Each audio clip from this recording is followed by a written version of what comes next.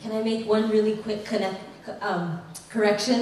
Waipa was founded partially by my father, not funded partially by my father. Would have been nice, would help a lot, you know. And I'd like to just start by saying mahalo to all of you guys for being here. It's really a joy to be here with all of you and inspiring. And I'm realizing this is like our new social gatherings, are the symposiums and conferences, because we get to see all the wonderful people that we don't get to see all the time. And also I just like to mahalo Malia especially, because I was probably one of the most problematic panelists, because I kept saying to her, why me? There's so many people out there that know so much. And when I got here and I was like, Hi'ile's over there and she's the Kai component, and Po's over here and he knows so much about Kalo and everything else. And then I learned from Hi'ile that she did the same thing to Malia. She said, why me? So I would do anything for Malia. So I'm so happy to be here, but I also want to acknowledge all those other folks out there that have so much mana'o as well. And also introduce Johanna Ventura, who's here with me from Waipa. Waipa's grown so much in the last few years, and it's through people that have amazing talent like Johanna that allow us to grow and to reach the next level. So, mahalo. So, and I know most of you guys in this room have already heard about Waipa, probably at multiple conferences. It's an amazing resource, and you can see here, it is almost the perfect triangle ahupua'a, with a tip up at the high mountain Mamalahoa, which is the sharp peak, the left or eastern boundary coming down the ridge on just at the left side of the picture, and the western boundary coming down the long ridge at the right. Just really an intact ahupua'a system, which we are so fortunate to manage and be able to learn from and ho'olu or grow today. So Waipa and the valley just over the ridge to the right, which is Lumahai, Waipa is 1,600 acres. And this is actually a perfect model size, because it's a really small ahupua'a by Hawaii standards, and I'm sure by mainland standards, a watershed. Waipa and Lumahai is 12,000 acres. Are two of Kamehameha schools, our Kamehameha schools' major landholdings on Kauai. Back in the early 80s, they had development plans for both Waipa and Lumahai.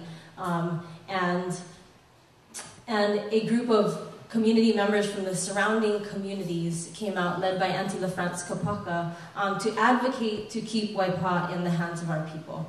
And that was approximately 30 years ago this year.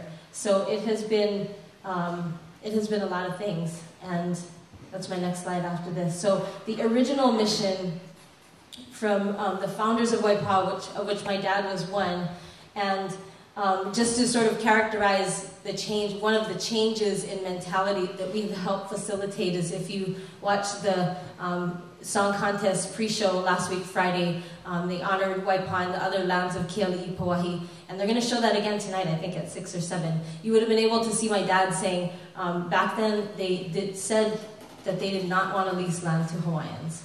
And because of people like us with hard head that kept pushing on them, we are still here today. So their original, one of their original mission was to restore Waipa as an ahupua'a learning center and community center, a land base for the practice and perpetuation of our culture. And they realized and honored that you cannot practice our culture in a vacuum, that we need to have access to the resources. And the reality is, in our community, we were losing access to resources left and right. There is incredible development.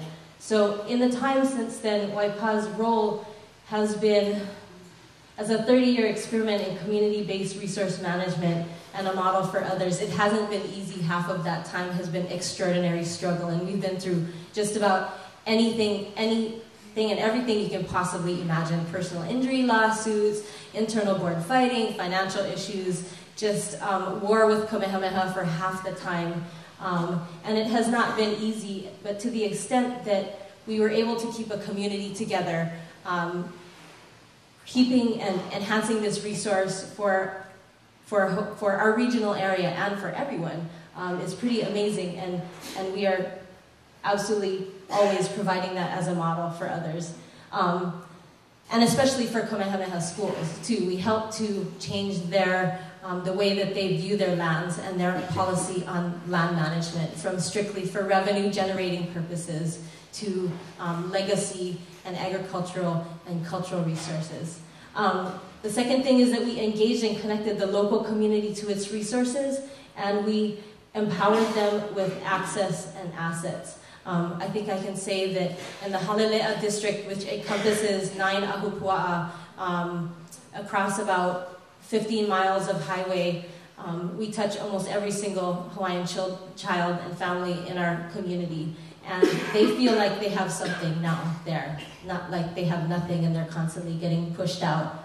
And in addition, we also connect with other people that have. We try to connect with everybody in our community and find a way for them to participate. Incredible watershed resource, Waipa is. It has a history of environmental degradation. Rice was farmed there. Actually, before that, sandalwood was harvested there. The uplands were deforested for sandalwood. Rice was farmed in the lowlands from the 1860s to the 1940s.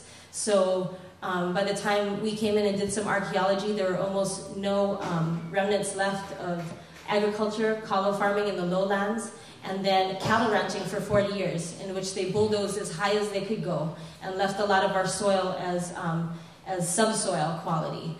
And so what we are doing, and it used to be really depressing to me that we didn't have a whole lot of amazing, pristine native forests. But then what I realized is that it's a really amazing opportunity for us as Hawaiians and people today to think about what to do with an ahupua'a and how we interact with it and how to restore it and what we need from it and just what is our kuleana and what do we need from a watershed resource today. And we're restoring it to a healthy, abundant resource. And we have created just a whole group of children and youth within our community who are connected with and love their Ainain culture. And I think that is one of the biggest things that we can do to ensure our future, the health of our lands and availability of our resources, is to teach the kids to love it. Because I grew up in an amazing place in Kalihiwai, just roaming the mountains and the oceans, fishing, farming, hiking up to the waterfalls, and those are the things that stick in my memory, and that's why Kuku and I want to take care of things so deeply. And we welcome and engage and share knowledge with other communities and groups everywhere. So in addition to our local population, we're also serving, we're slowly getting to the point where we can't say yes to every single group that comes through because we can only handle about 4 or 5 at one time. So, as I said, these are Waipa's uplands. They are primarily grasslands today. So what we have learned was that what we need to do is reforest. And this is my daughter Melelai standing amongst kauaia trees that are 1.5 years old that we planted on this slope. We were able to take out invasives and begin planting and we planted over 3,000 native trees and shrubs because that is what we're supposed to do. That's what the uplands were used for, was for water, which comes from forest, right?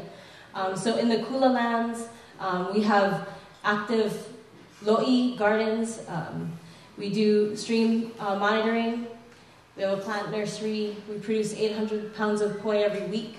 And we have a farmer's market on site that welcomes farmers from elsewhere and is also a marketing venue for us to sell products from our location and meeting, gathering, and hosting spaces for all the groups that come through. And Kai, we're restoring our coastal wetlands as resources to grow the fish populations and teaching the kids and connecting with them with those ocean resources. Some of these things have been covered. Many lifelong learners every year from everywhere. We touch so many of the ohana from our local community, and we have grown from just being a couple of us to 13 plus staff and over 20 volunteers. We make 800 pounds of poi a week. That was yesterday. And Johanna and I weren't there for that. But it all got out. Farmers market, 400 to 600 customers and 20 vendors, 20 plus vendors every Tuesday. Extensive funding and partnerships and new facilities on the way. And so some of the lessons I really wanted to focus on from Waipa to share with you guys that I thought were especially relevant are that the founding of Waipa was not so much done by a group of people that were from that ahupua'a, that had family ties to that ahupua'a, because by the time we got there, almost everybody was gone that had family connection to there. But it was founded by a group of people who saw an opportunity of a land resource becoming available, and they were a group of people that had been disconnected from their subsistence resources and their food security by condemning of land. Mehana talked about Ha'ena yesterday. The Ohana that had lost land in Ha'ena came to farm in Waipa. They needed Waipa. So our regional community saw Waipa as a regional food and subsistence resource, and also a teaching tool for our community. Some interesting lessons, because we've done a lot of planning for the watershed for Waipa, and our planning is really what has helped us jump ahead. I feel like for 15 years we didn't really have solid plans, and today we have 20-year agricultural plans, site development plans, and Johanna and I were just brainstorming in the car about our next conservation plan for Mocha Forest and Kai Resources Plan, or Kai Resource Plan. But the biggest deal is that you need to know the land and resources that you're planning for. You need to be on the land, to walk the land, and make observations over time. And that's what I have done, and now many of the people that are with new folks that are with Waipa are doing after the big floods like this. Go and look at it and see what it looks like. Where did it flood? Where did it not flood? So that when the next flood comes, you know which. I'm calling Kaylin, who now lives on site, and saying, is this culvert blocked? You know, are the awai, how are the awai, are the ditches open? Is the river mouth open? We just got to make sure about all these things. What about that big haubush right next to the bridge? So it takes knowing intimately before, and almost over time in the history of the Aina, before we can plan for that Aina and the resources. And one of the things, the thoughts that's come to me over all of these years of planning and doing work on the ground was that our kupuna, I believe that what the ahupua'a and the Aina resource was to our people was that was the way that they tried to manage it was to plan for maximum plan for maximum yield and appropriate use of all areas. Just yield of food product, of resource that we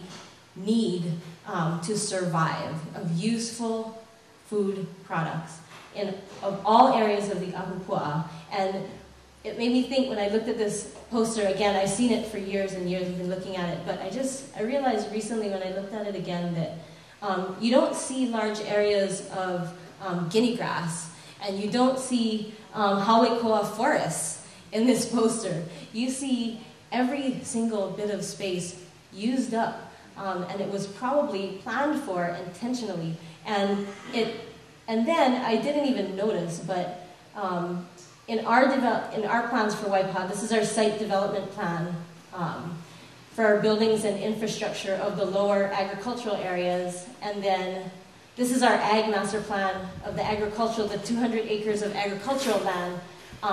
We've done the same thing. And it's not just planting a field here and a field there and this in between, but utilizing the ditch banks for tree plantings. And this goes up into the lower uplands where we can have orchard crops. I think upland food forests are really important. So utilizing sort of the permaculture, the agroecology models that come out, and looking at the way our ancestors used the land, and considering all of those spaces, because they all contain tiny little microclimates that are very important, that you can grow different things. Especially the forest crops, food forests are really exciting because you don't have to continue to cultivate them like kalo year after year. We planted 100 lychee trees and ulu trees and longan and just all kinds of tree plantings in our upland areas, in addition to restoring native forests. Poi Day is an interesting model. I wanted to talk about localizing. I'm so glad that Winona did, because I didn't feel like there's a whole lot of time in my presentation for it, and I think everybody knows about the importance of eating local. But so what really drew me back to the local concept was our Poi Day that happens every Thursday, that happened yesterday. And basically, we've been making now 800 pounds of poi. It started as a couple hundred pounds every Thursday for about the last 25 years in a garage on our property. And Auntie Vi's been there for almost the entire 25 years. And it's all with volunteers, and we buy kalo from the local community around us. We process it into poi in the garage, and then we distribute it out in a community-based distribution to ohana from all around the island. We serve about 120 ohana from around the island, all the way to the ni'ihau ohana on the other side. And our goal through that is to keep poi on the tables of the people. We sell it at $1 to $3 a pound. Kupuna get it for $1. Everybody else gets it for $3. And if you can't or don't want to pay, you can come down and make with us and take home a mahele. Auntie LaFrance and my dad guys founded that in the very beginning, because they knew that Hanalei is the kalo bread basket of the state. Today, I think it's 80% of poi kalo in the state is produced in Hanalei. But it all gets shipped out to the big mills, and it did before, and now it's not so much anymore. And also, if there are farmers, we didn't have local processing capacity.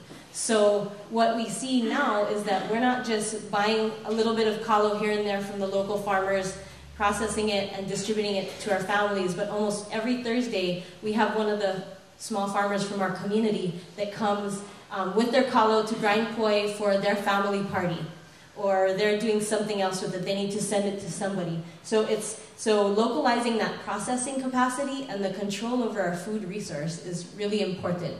Before Waipa started making poi, and people still come to Waipa and say, oh, there's almost no place in the state where you can go and make your own poi. There's plenty of groups ku'iing at a ohana level today, but there are almost no poi mills that welcome people to come in, Hawaiian families, and make their own poi. And that was really crucial. And what Auntie LaFrance and my dad guys saw from way back then was that if you don't keep poi on the tables, you don't keep people eating poi, then they're not going to teach their children to eat poi, and their grandchildren. And eventually, and we're seeing that now, many of the kids that come through, they go, oh, I don't eat that, I don't eat that. And so it's important in our cultural perpetuation of eating our food, to continue to give people access to that, and that's food security. Some of the another couple of the important lessons we thought was that over these 30 years, Waipa has tried to, well, for one thing, I haven't seen any policies changed for us, even though we've tried to push some here and there. No, none of the policies have actually been changed, and so the way that we have tried to pursue that is by developing relationships within government organizations and other organizations, and going about things in a quiet, eventually effective way. One of the things that is a big issue is that the permitting requirements for Waipa are intense. We are wetlands, we are in an SMA, a special management area, we're on the north shore of Kauai. It's intense permitting for Waipa. So obviously, looser permitting, you know, if we could loosen up the permitting for conservation areas, that would be great. Permitting takes up a lot of our time and money. But, so looser permitting requirements and looking at ahupua'a scale permitting, more traditional style somehow would be a lot better. But we do realize that we can't just loosen things up, because there are a lot of people out there that have already screwed things up for everybody, which is why we have the permits and those standards in the first place, right? And so what we have tried to do is develop and maintain positive relationships, work with people within government and different agencies one-on-one to achieve what we need to achieve. One of the examples is the health department on Kauai. Like I said, we've been making poi in a garage for the last 25 years. The health department normally has a major problem with that. we were able to, because we malama our relationship with them in a lot of different ways. We try not to stand up and trumpet what we're doing too much.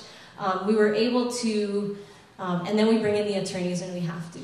So we were able to look at the law, find a loophole, and which was, it was a loophole, but they could have pushed it if they wanted to. And we're able to exploit the loophole as a community-based distribution. We're ohana. We're all related. We all come from Papa and Wakea, right? So there's exemption for ohana making food in their own homes. We are all ohana. And so we're able to exploit that, but because of our relationship with them, and they know that we're working on a kitchen, they sort of leave us alone.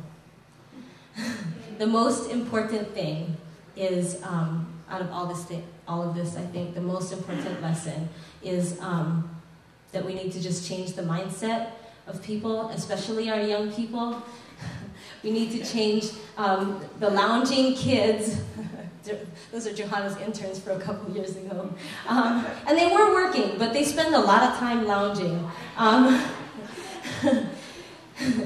Change the mindset and get our kids out. Because, like it or not, we have kids. Where are they when we're working? They're at childcare. They're at school. Outside of the charter schools, they're not getting out of the classroom nowadays. They're having to entertain themselves. Yes, he's sucking on a bag of poi, but he's also playing his video game. So the biggest thing is, I think, is to teach the kids and get them out, interacting with the land, appreciating it, knowing what the kuleana is, becoming adaptive, observant, resilient, and most of all, knowing that they can do something, not dependent, not just, I gotta go to Costco to get my food. No way. Just really small things, even like so many of the kids that come through today. When we were, I think all of us, probably most of us, when we were kids, we spent a lot of time harvesting fruit off of trees. The kids don't do that anymore, because they're living an urban lifestyle. There's also liability in harvesting fruit from trees, which may or may not belong to you. But for today, most kids, when they think of snacks, they think about the bars in Costco. And actually, there's bananas, there are tangerines, there are lychee, there are all these things, ohia-ai, all of these things out there that are our food that we can gather for free and that we can be responsible for instead of just being dependent on somebody else to provide it. So I think that's it. Mahalo.